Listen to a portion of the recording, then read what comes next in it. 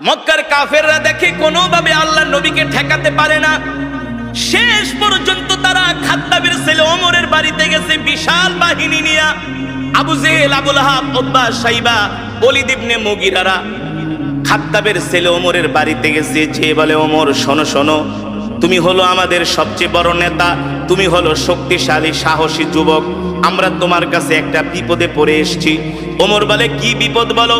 বলে, এই মুহাম্মদ আমাদের বিরুদ্ধে অপপ্রচার করে, এই মুহাম্মদ বানায়া বানায়া কবিতা বলে সেটাকে কোরআন বলে চালায় দেয়।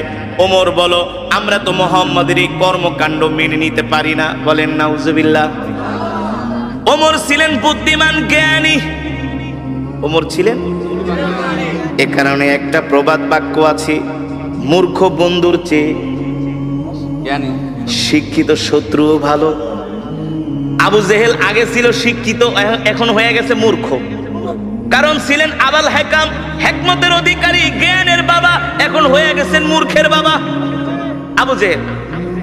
এই মূর্খ শয়তান আইসা বলে, ওমর শোনো, মুহাম্মদ খুব ডিস্টার্ব করতেছি, মুহাম্মদকে তোমাকে ছাড়া কেউ দমাতে পারবে না, তোমাকে ছাড়া কেউ দমাতে পারবে না। ওমর বলে, বলো কি করা যায়? বলে, মুহাম্মদরে সাইজ করো। নাউজুবিল্লাহ বলবেন না? আরে আল্লাহ নবীকে সাইজ করবে পৃথিবীতে এমন কারো ক্ষমতা আছে নাকি? শক্তি আছে নাকি? এই কোরআন তো কারো বানানো কোরআন না, এই কোরআন তো আল্লাহর জবানের কালাম। যে কোরআনের বিরুদ্ধে কথা বলে সে আল্লাহর বিরুদ্ধে কথা বলে। আর আল্লাহর জমিনে আল্লাহর নেয়ামত খায়া যে আল্লাহর কোরআনের বিরুদ্ধে কথা বলে, তার অপমান ছাড়া, লাঞ্ছনা ছাড়া কোনো উপায় নাই। আছে? এবার ওমর বলে, বলো আমি কি করতে পারি? আবু জেহেল বলে, ডাইরেক্ট অ্যাকশন, মুহাম্মদরে শেষ করে দাও। আরো জোরে বলেন নাউজুবিল্লাহ। মুহাম্মদরে মক্কা থেকে বের করে দাও। ওমর বলে, ঠিক আছে, নেতার দায়িত্ব দিছেন, আমি চিন্তা ভাবনা করি কি করা যায়। হেদায়েতের মালিক কি? হেদায়েতের মালিক আল্লাহ, হেদায়েতের মালিক আল্লাহ। হযরত ওমর বলে, ঠিক আছে, আমি চিন্তা করে দেখি মুহাম্মদকে কি করা যায়।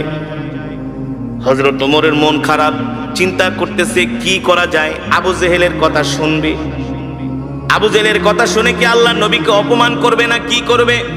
হযরত ওমর চিন্তায় পড়ে গেলেন। তিনি মনে মনে সিদ্ধান্ত নিলেন, মূর্খ আবু জেহেলের কথা শুনে আল্লাহর নবীর সাথে বেয়াদবি করা ঠিক হবে না।